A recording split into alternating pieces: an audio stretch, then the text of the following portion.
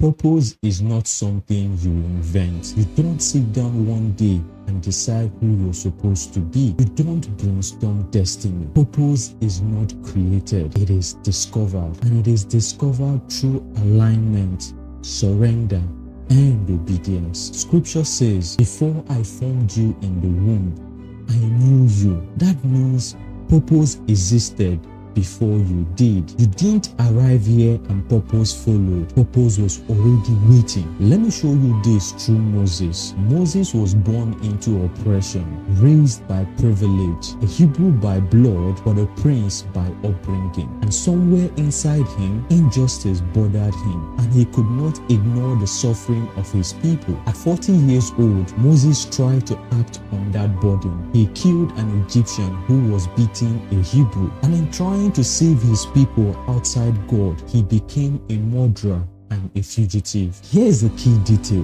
Moses didn't fail because he had the wrong purpose. He failed because he had the right purpose in the wrong posture. At 40, Moses tried to invent purpose with his strength. At 80, Moses aligned with God's timing. Same assignment, different man. Purpose didn't change.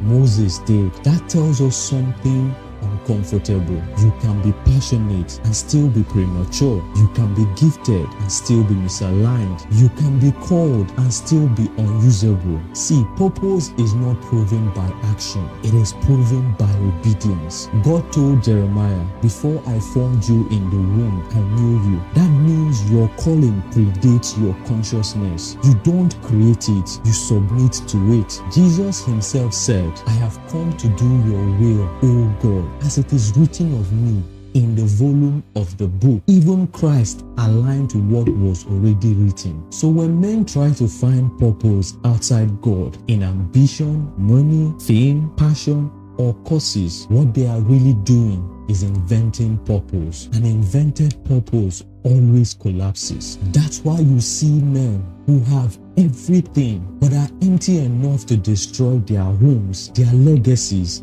and sometimes their lives. History proves this. Leadership outside God is dangerous. When men lead by ego instead of obedience, the ripple effects are catastrophic. Scripture is clear. It is not for man to direct his steps. We are safest. Our homes are safest. Our society is safest when men surrender to God's will. Obedience is not weakness. It is alignment. Jesus obeyed. Abraham obeyed. Moses obeyed. David obeyed. The apostles obeyed. And they didn't just fulfill purpose. They preserved generations. So let me say this plainly. You don't discover purpose by looking inward. You discover purpose by looking Godward. Purpose is not invented. It is discovered when a man finally surrenders. My name is IQ Jibe, and this is my unsolicited advice.